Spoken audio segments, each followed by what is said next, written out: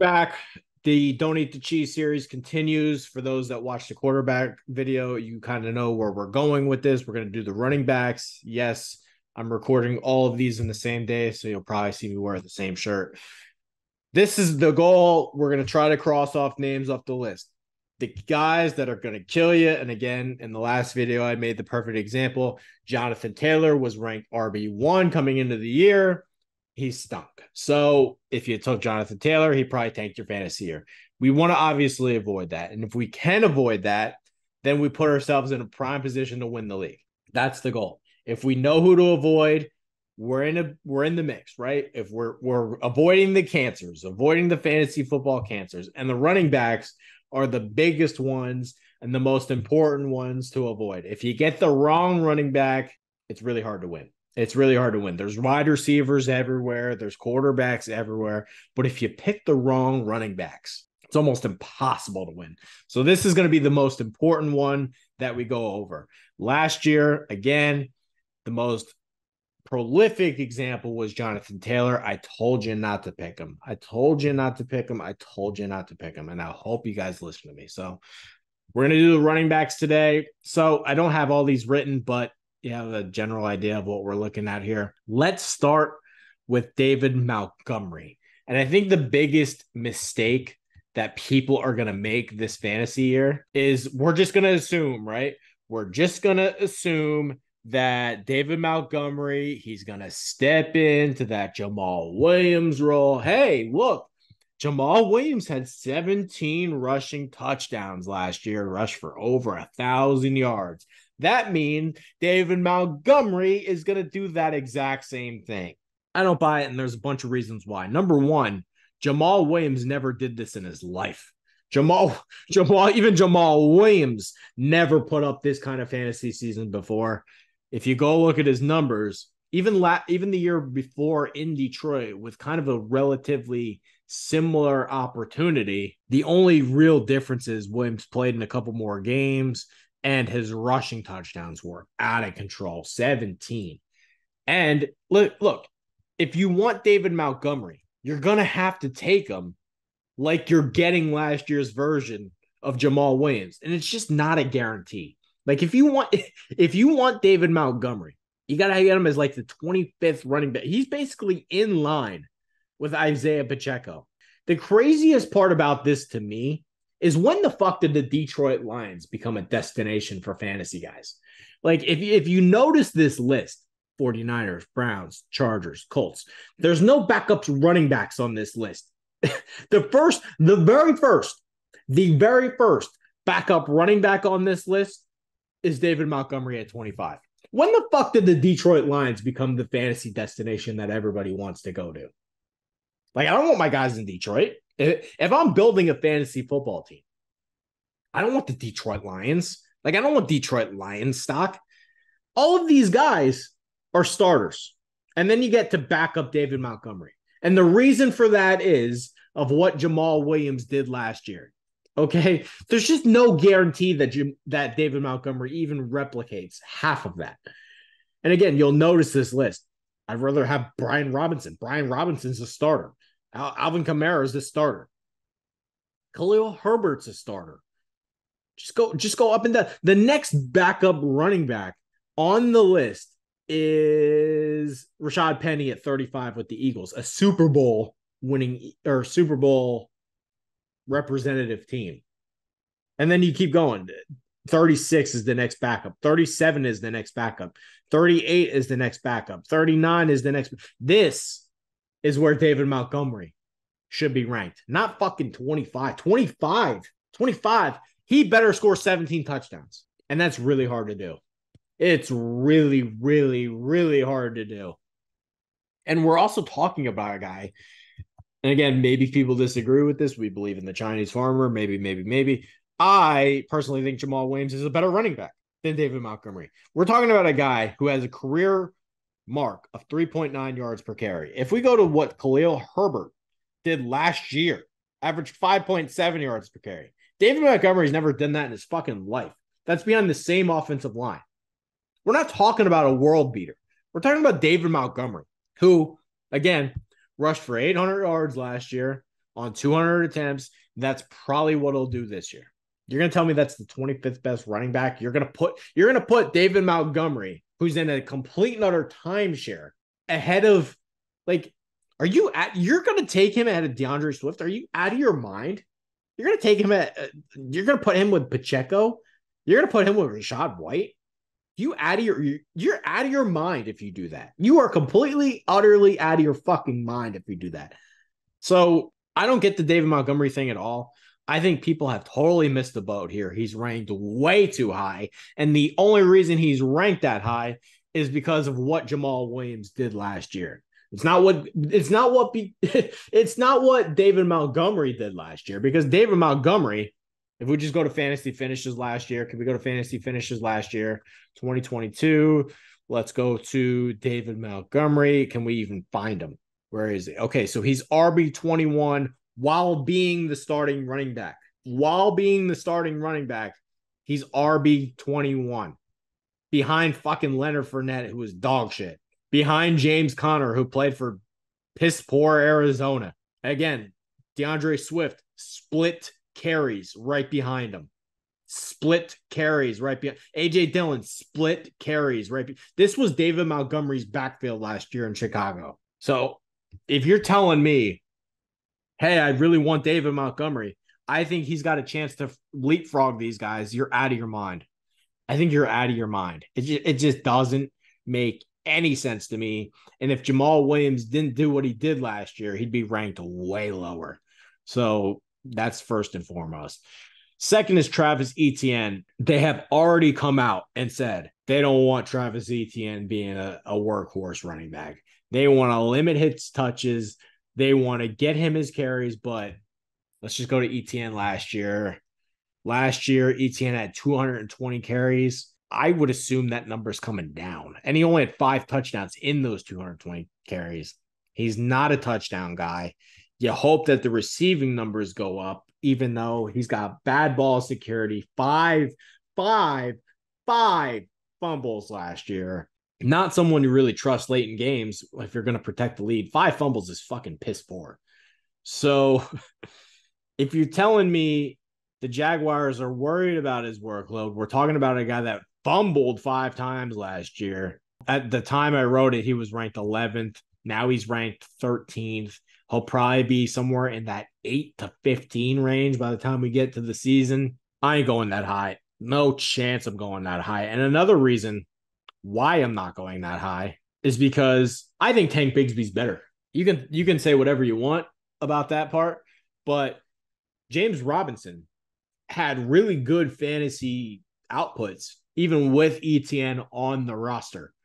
Now, last year, they cut bait with James Robinson, but when James Robinson was on the field, he was the touchdown guy. He really would have impacted the fantasy output for Etienne. If Robinson was on the roster, I believe all these numbers would have come down. So let's just pull up a perfect example. I don't think he's nearly as good as this player, but I think what we're looking at is probably 800 rushing yards, 700 rushing yards for Etienne. And this is Alvin Kamara.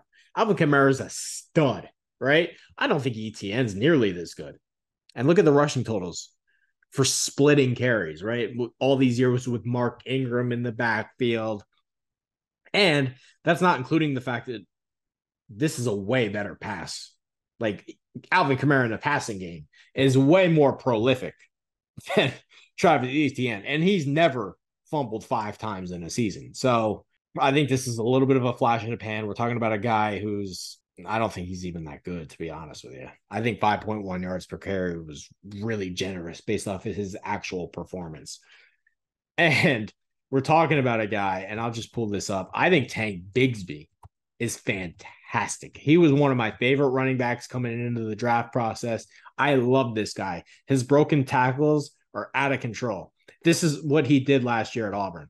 This is the kind of shit he did last year at Auburn. This is against Alabama. He's got nowhere to go. He turned something into nothing. He's tough, man. He's tough. He breaks.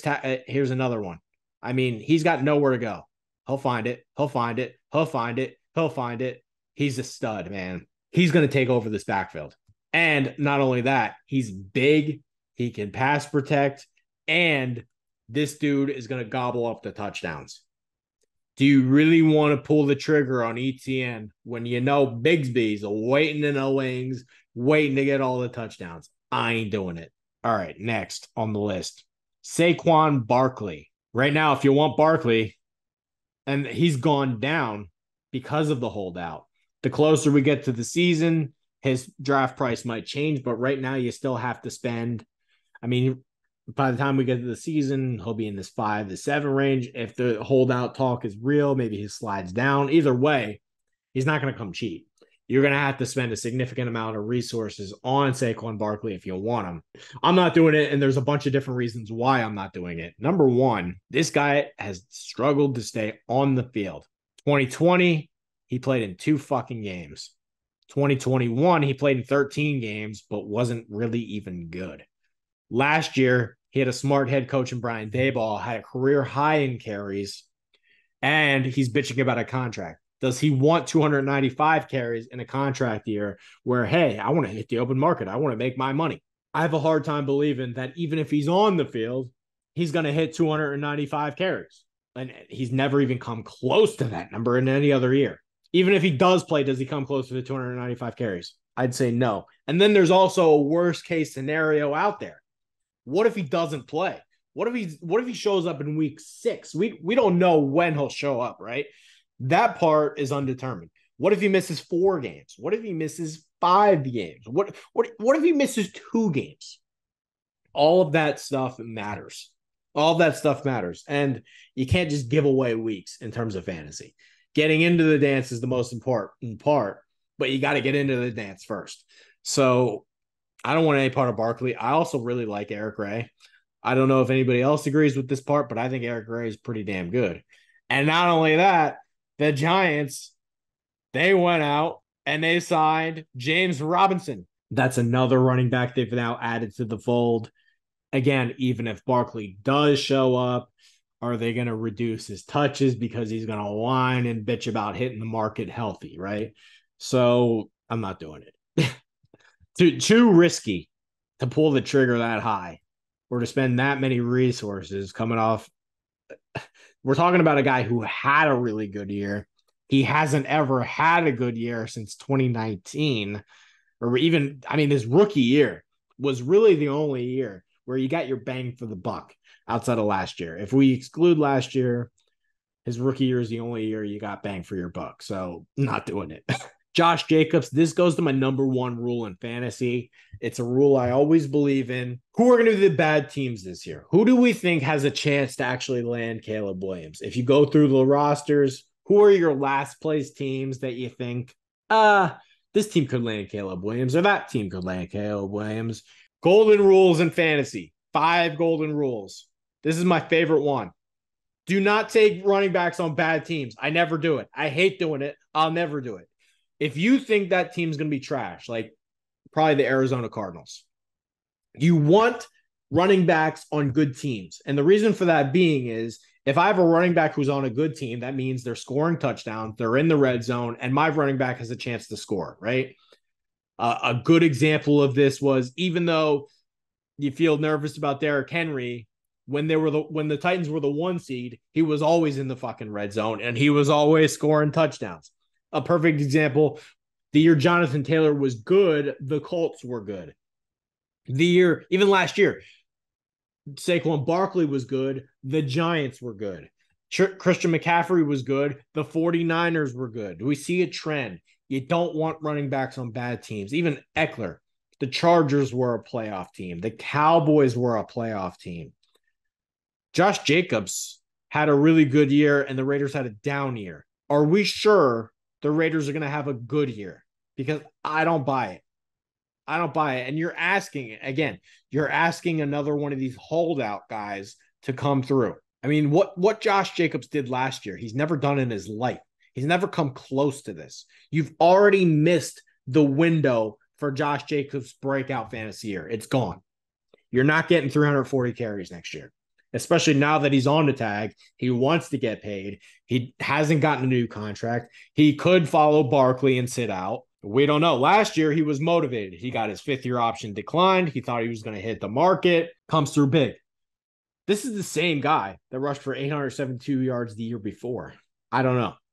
I think the Raiders could be awful. And another thing that we should talk about is I think Zamir White, hey, let's say Zamir White gets more of an opportunity this year. Last year, he had 17 total attempts. I would have taken the over on that. I thought there was no way he was getting 17 attempts. I can promise you that number is going up this year. It's gotta go up, because if you think they're going to lose Josh Jacobs, you got to prepare the next guy. And that number's got to go up. So I don't want running backs on bad teams.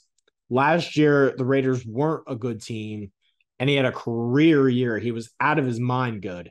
I don't see how he's replicating that. I don't think Josh Jacobs is like a Hall of Famer, right?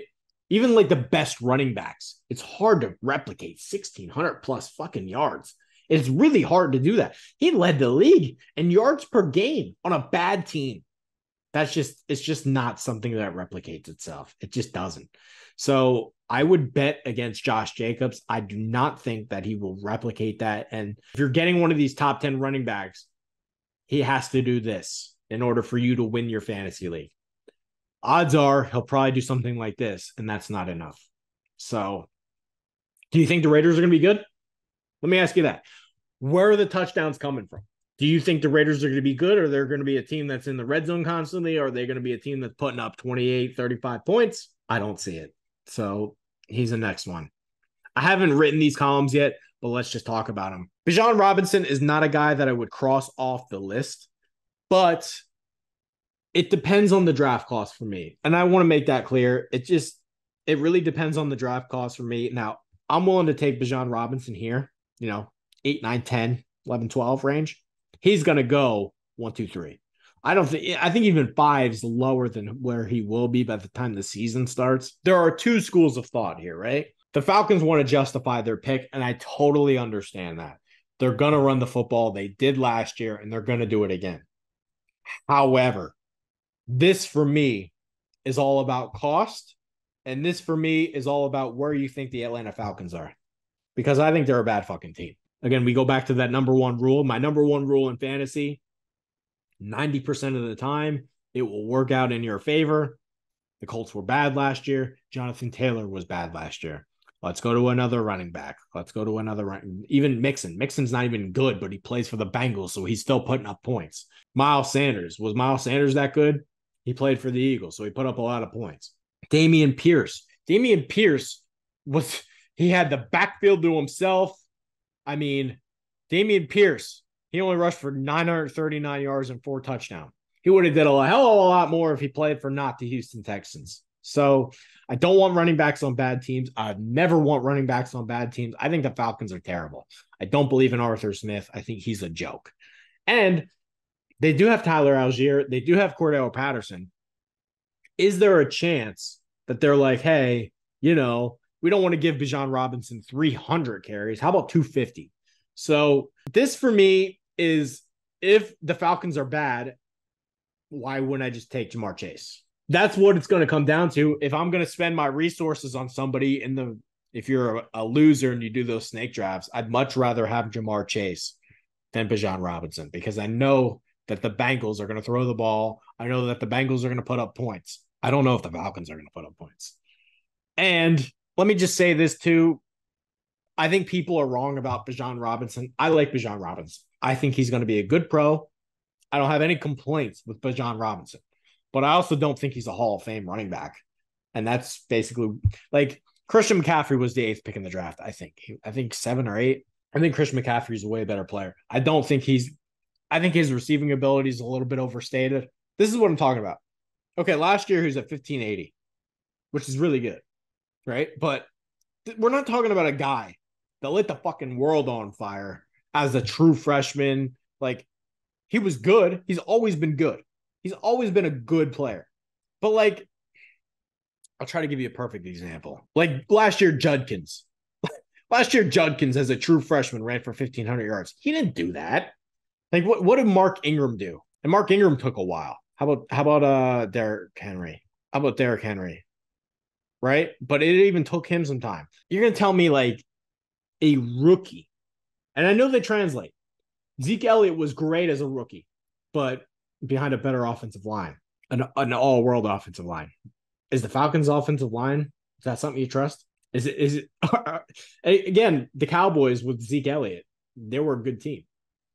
Is this Falcons team winning the NFC South? Because that's what needs to happen for him to be RV5, and I don't buy it. Lastly, Jonathan Taylor. This won't take long. I think the Colts are terrible. Let's just go to fantasy finishes last year. He didn't come close. So he's ranked RB4. We still have plenty of time. That'll change before the year. But, okay, so he's RB36 last year. How about points per game? Where was he? Points per game, where was Jonathan Taylor? Okay, so he's all the way down here. In points per game, here's the problem. During Jonathan Taylor's career, he's had stationary quarterbacks, Phillip Rivers, Matt Ryan, guys where we get into the red zone and we know he's getting the ball. That's probably going to change. I'm not saying that Jonathan Taylor won't be the feature guy, but let's say Anthony Richardson steals 4 of his touchdowns and this Colts team's really bad. And I think the biggest thing that people need to understand about Jonathan Taylor, and it's why I didn't really like him coming out of the draft, you've already seen the best Jonathan Taylor, and I think that's what people need to understand. This workload at Wisconsin is insane. 299 carries as a freshman, 307, 320. Okay, now let's go to his NFL stats. We're talking about, if you add all of his receiving stuff, we're close to 1,000 carries or 1,000 touches before he even gets to the NFL. Okay, now let's add another 232, and now let's add another 332. He's going to age faster than any of these guys. He just is. Like a perfect example, and someone that we talked about in the Slack a while ago. When DeMarco Murray had that 392 carry season, he was never the same afterwards. And it wasn't that old, 27, 28, 29. He fell off a fucking cliff the second he left Dallas. He fell off a cliff the second he left Dallas. Jonathan Taylor showed last year that he got banged up, that the carries were starting to wear on him. And this is a guy who's been catching the ball more than he even did in college. How many touches can this guy possibly handle? And he's not Derrick Henry big. I mean, he's a bigger back, but I think his burst is something that he needs. And if he loses a step, he's not going to be the same. He's more straight line fast than he is Dalvin Cook wiggle. Dalvin Cook gets those screen passes. He can do damage on them, knows how to read. Last year, I think we saw the flaws in Jonathan Taylor, and I think they're only going to add up. And we're talking about our Colts team that won't be any good. We're talking about you add Anthony Richardson, who might steal some of his rushing touchdowns. We're talking about a guy who came into the league with more collegiate carries than anybody could ever fucking remember. He's going to age fast. I talk about this all the time. I think the 0 RB is going to be the way to go in the future. All these top-rated running backs, let's just go to fantasy rankings. I'm fine taking McCaffrey because he plays for the 49ers. I am fine taking Nick Chubb. Wow, he went up 12. They finally put some fucking respect on Nick Chubb, who I've liked forever. I didn't see that coming. I've been a Nick Chubb believer forever. You can go read the site. I've been a Nick Chubb believer forever. I'm glad that Nick Chubb is finally getting the respect that he deserves. Eckler, only because he catches the ball, plays for a playoff team. Fine with that. Other than that, nope. I'd rather spend my resources on a top receiver and then take, I don't know, one guy here and one guy here. Or get 2 really good receivers, and then my running backs come from this list and this list. I think that's the way to go in terms of building a championship-winning fantasy year. Taking these top-end guys, having one of them shit the bed, you're asking to lose. So that's the running backs. Let me know what you think. I think the 0 RB is the future in terms of fantasy football. Spending your resources on a top running back that's going to disappoint, asking to lose. So that's the running backs. Let me know what you think. I'll open the comments as always. Let me know what you think in the comments. But again, running backs on bad teams. Easiest, if you don't know what you're doing in terms of fantasy, does this team suck? Who is their running back? Do not pick them. Easiest thing to do in terms of fantasy. You want teams that score a lot of points, that are in the red zone constantly, that like to run the ball. Who are those teams? How can I get their running backs? And even, hey, a perfect example, let's say the Patriots probably aren't the Patriots anymore, but we know Bill Belichick likes to run the ball. The Seahawks aren't a Super Bowl winning team, but we know they want to run the ball. The Jets aren't a Super Bowl winning team, but we know they want to run the ball. The Packers, now they have Jordan Love, want to run the ball. The Steelers, they want to run the ball.